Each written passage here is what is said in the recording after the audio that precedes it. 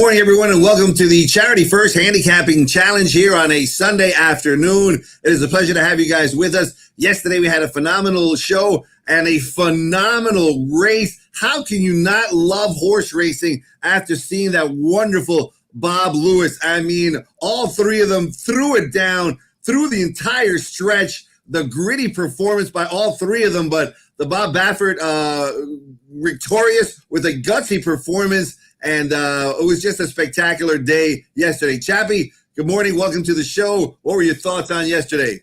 Yeah, it was a great race, and hopefully good things to come for the three-year-old campaign leading up to the Derby. It was nice to have some good weather, and we are actually even back on the turf today. So, and this is the end of round one, George. Today is it. It's the final day, yeah. Day of round one for the challenge, and we've had great success, and we should have a wonderful day with our guests today.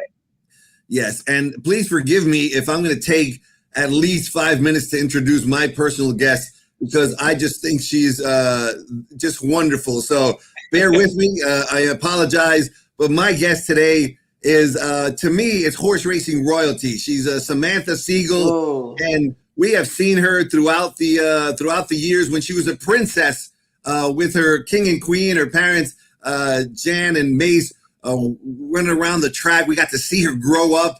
And, you know, a lot of princesses, this is the sport of kings. When they get older, they leave the sport of kings, but she stuck around. She's now become the queen of horse racing. And this charity event goes to Karma.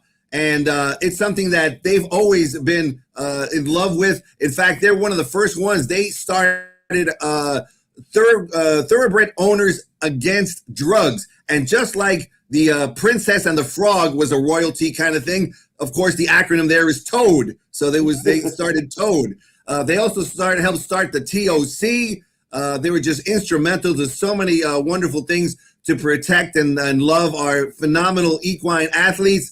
And then the horses that they've had have just been spectacular. There's no singular horse that you could pick out, but there certainly was a horse called Singular. And so many horses that if you lined them up head to toe, they would really take the 101 to fill up all the horses that they've had.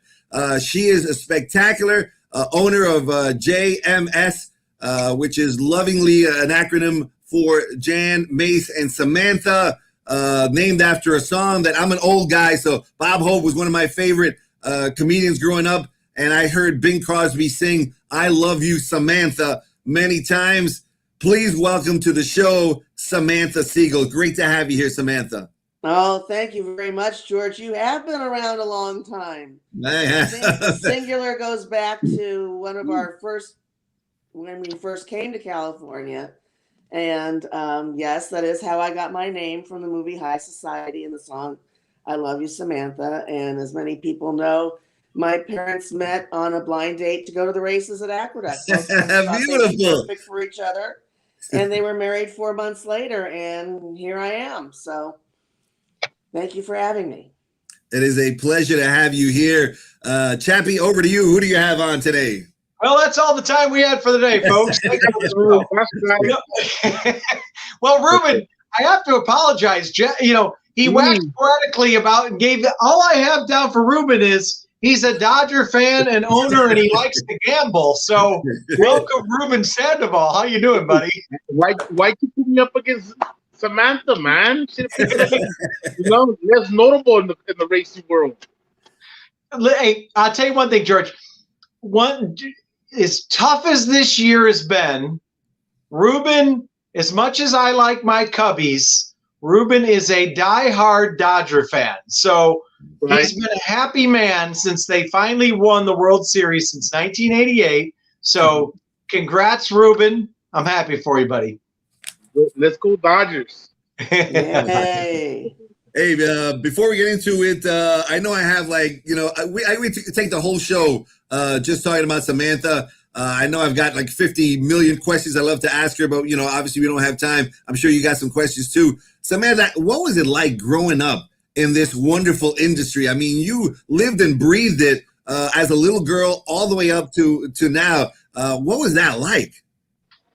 Oh gosh, it was just amazing, to go to the races on a weekend with big crowds and everything. With what we're dealing with now, it's just night and day. And most of my good friends I've met through the races. It's a great place to get together and spend time. And a lot of things have changed, but the beauty of the horses has never changed. It hasn't. You've had some great trainers too along the way. Brian Mayberry, Ron Ellis, now Brian Coroner. Also, some spectacular jockeys, and we've mentioned it on this show quite a bit. The colony that we have currently is sensational. I mean, we've got some of the brightest young stars here riding in California, and their attitude is so positive and enthusiastic. What can you tell me, and who are some of your favorites of the jockeys that are riding now in this colony? Well, right now, I love Rispoli. He's been a great addition to our colony, and he and Pratt have taken their riding both up to a new level, and it's great to see. And now we have Jessica Pfeiffer coming along. She's doing great, brand new apprentice, and you can see her improving leaps and bounds from day to day. And I'm just happy they all stayed. I'm happy the horses stayed during our 2 years worth of trouble, and that the riders have stayed and the owners have stayed. That's beautiful. Chappie?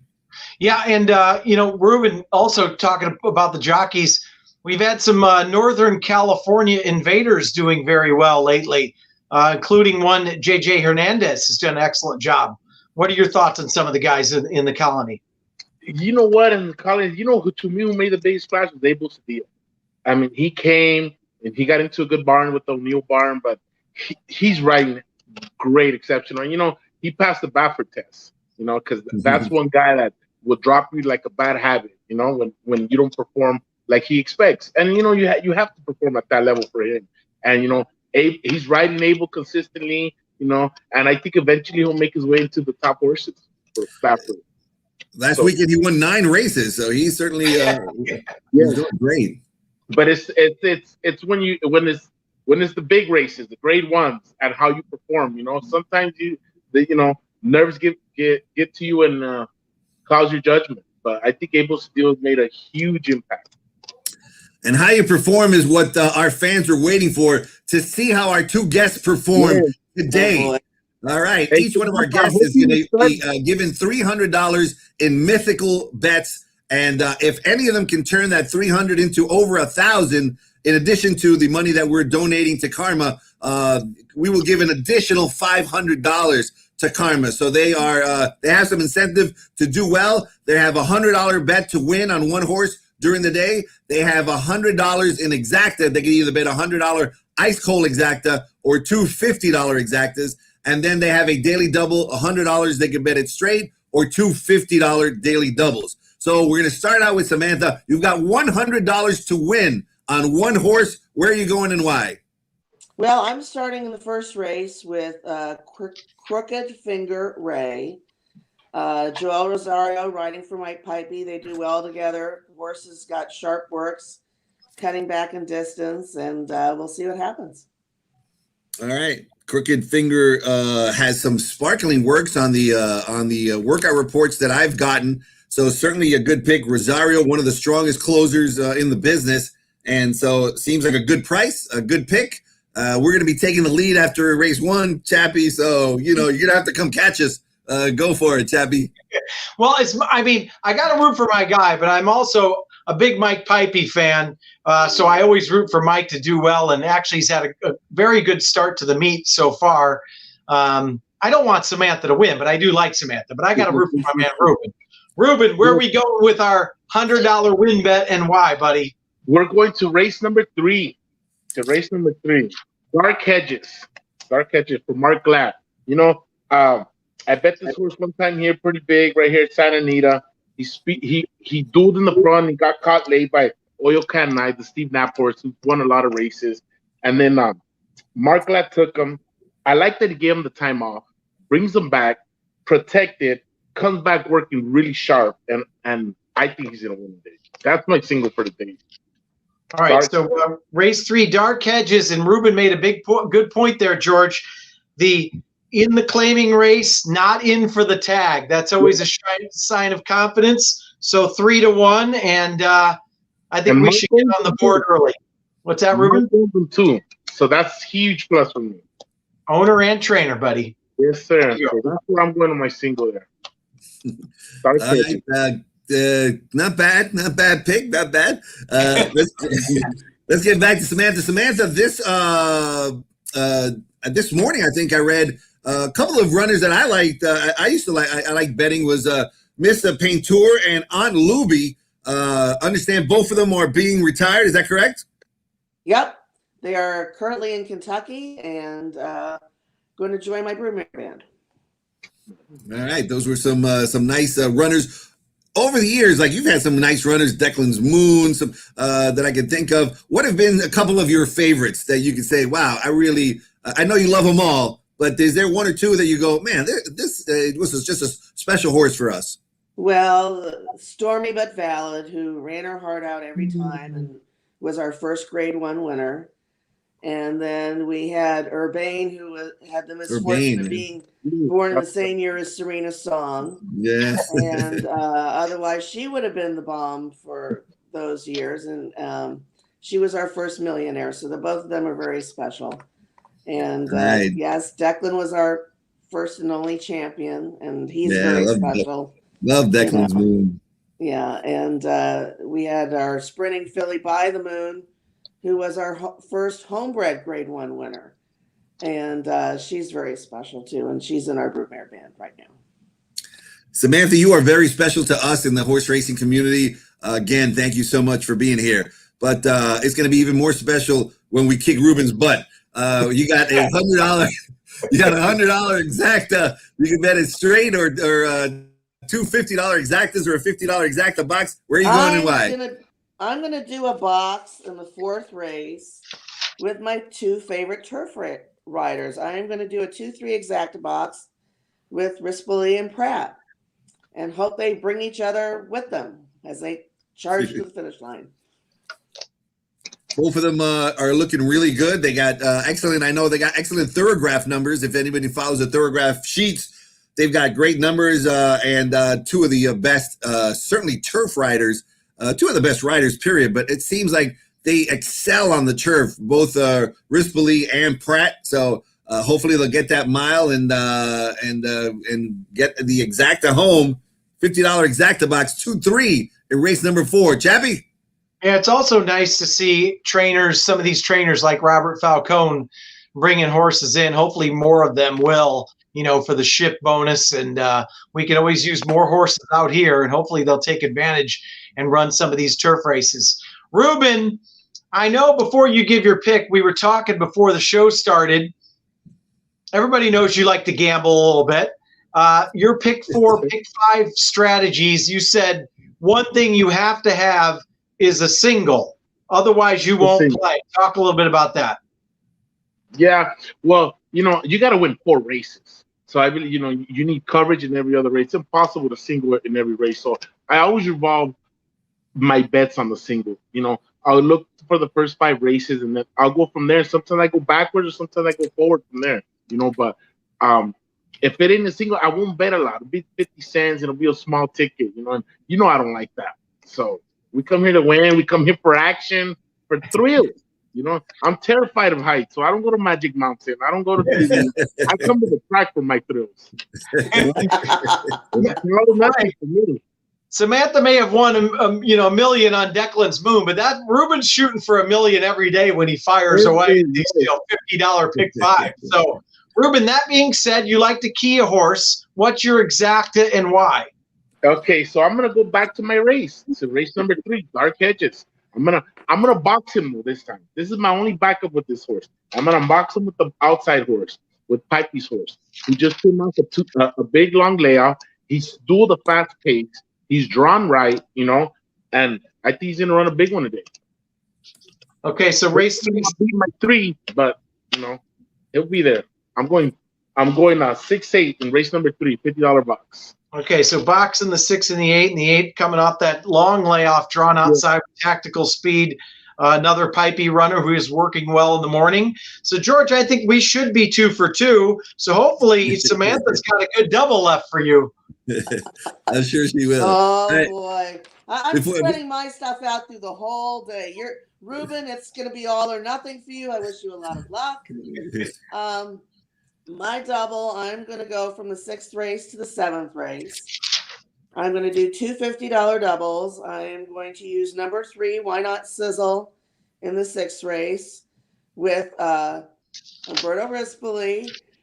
She broke her maiden on good turf, going 1 1/8. Tough distance, a little softer turf than most of them are used to.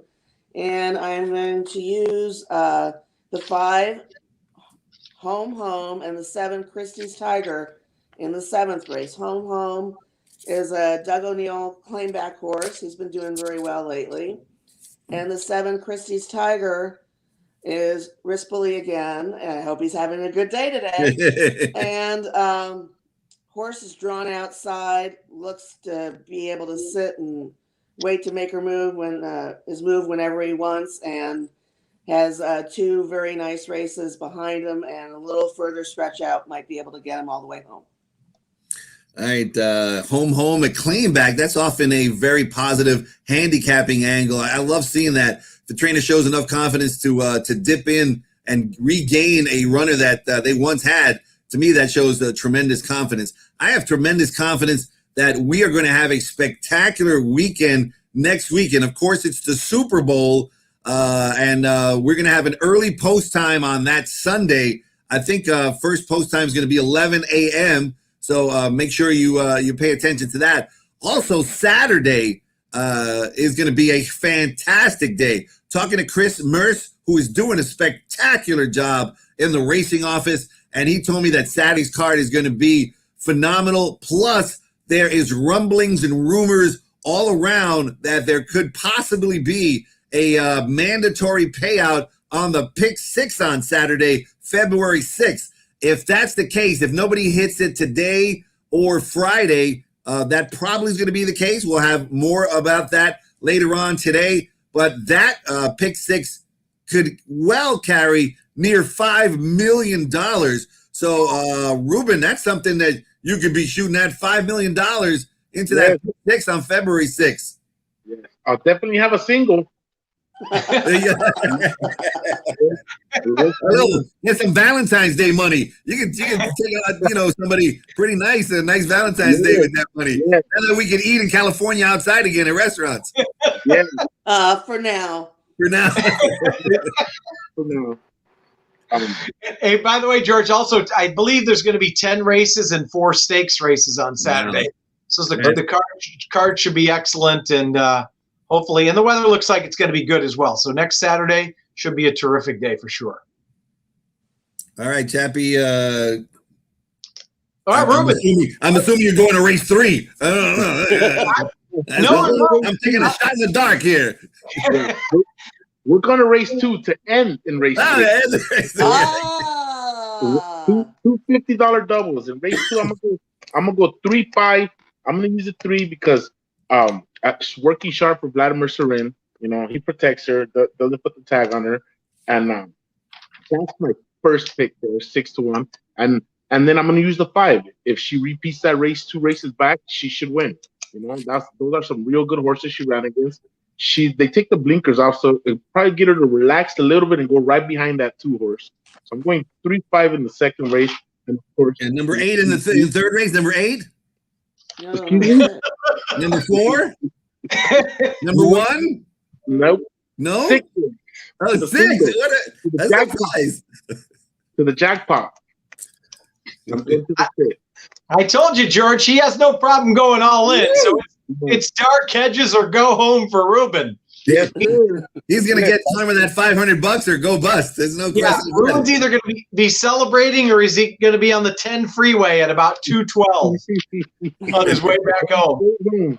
But yes, everything's going on this horse today. So that's all I got today. All right, that's fantastic. Thank you both. Excellent choices. I think we're going to do good. Now, in the outside case where both of our guests today end up in a tie.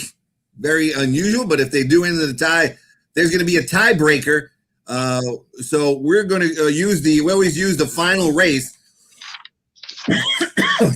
So if our guests can take a quick peek at race number 8, and basically one of you will pick a horse, the other one will pick a different horse, and then whoever finishes in front of the other, that person will move on to round number 2 and try to make some more money for Karma. Plus, at the end, whoever is the last person standing in our contest is going to win $1,000 cash. So they have incentive to do well for Karma. They also have incentive to do well for themselves as well. Now, to find out who's going to pick first, we've got a very scientific way of choosing, and me and Chappie are going to do rock, paper, scissors. So I mean, that's the best we can do.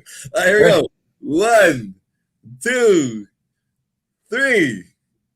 All right, Chappie wins. So Chappie, Ruben gets to pick first. Ruben, you get to select first. Race 8. Who's your choice? O'Neill. I think O'Neill's a standout in that race. That is the horse lost to the first time out in the count. That's a pretty good horse. And they take the blinkers off. I don't know what happened last time, but I think that horse wins easy. All right, so we've got the 7 McWhirter 5-2 morning line. Jessica Pfeiffer making that drop from the maiden special weight ranks to the maiden 50 for the red hot Doug O'Neill. This is not going to come to the tiebreaker, George. These two are going to do well today, but we have to do this just in case. So we've got the 7, buddy. All right, Samantha, you can't take the 7. Who are you going with in race number 8? All right, I'm going to go with number 2, Inch. First time gelding, coming back working well, and that'll be my pick. All right. We're going to be inching away from you guys slowly, but really just drawn off. Like life is good. We're going to take a big lead, and everybody wants to come. That's all right. We got it well in hand right here. So we're going to be inching away from you guys without question. All right. Any last questions you might have for Samantha or Ruben, Chappie? No, I just wanted to thank him. Well, actually, Ruben, I have a question for you. I know you own horses, and recently had Psycho Dar claimed. Yes. Do you have any horses right now, or coming up, or anything? You know what? I have nothing right now, but I was, I don't like to claim from Los Alamitos because a lot of people skipped at me. But now that they're gonna go full force here, I'm gonna keep my eyes open for something good to claim. So 3240 claimer, just to have some fun, but that's all I'm waiting for. Nothing's really caught my eye. I don't really like to dip into the maiden ranks because that's a huge gamble, even though I like to gamble, but I like proven runners. So I'll just take my time. I'll tell you one thing, George. When Ruben wins, the whole grandstand can hear him. I don't care whether there's 100 people now or 50,000 on a big day. So it's always enjoyable when the Ruben Sandoval camp with the Dodgers Silks wins a race because they enjoy themselves. And, of course, he's got a few shekels on it to boot. So we can't wait till you get another horse back in the stable. That's what it's all about. Yeah, that's what it's all about. Like I said, she knows it. That's it. Winning and having fun. That's it. How about you, Samantha? Any horses to look forward to in the future? Do you have some babies coming up, or how's that look? We have a 3-year-old colt with Brian that hasn't run yet. He's a street boss colt, and he's working like he's got some ability, and his name is Patron D'Oro. Okay, Patron. We're going to celebrate with some tequila if that one wins. All right. Ruben will. All right. Well, thank you very much. I really thank you, Ruben, so much for being a guest. Samantha, I can't thank you enough. I'm honored to have you on the show. When I asked you to be on the show, I got chills when you said yes. I literally got chills up and down my spine. Thank you so much for being a guest. To me, you are horse racing royalty. And I wish you the best moving forward with all your horses. Chappie, any last words before we say goodbye? Yeah, Ruben, I didn't get chills. I just thought maybe you'd buy me a beer. You said yes, but I do appreciate both of you coming on. We had a blast today. And, it's like we said, it's good luck to both of you. And it's for a good cause, and we have a lot of fun. So I appreciate it from both of you guys. All right, we'll Thank see you you. guys. Thank you so much. We'll see you, our great fans, next week for the start of round 2. And don't forget, we will not have a show on Sunday because the show would start at like 6 in the morning or something. So, no show on Sunday. But a big day on Saturday. Please join us. And thanks for watching us here in the Charity First Handicapping Challenge live from Santa Anita. Have a great day. Thanks, guys.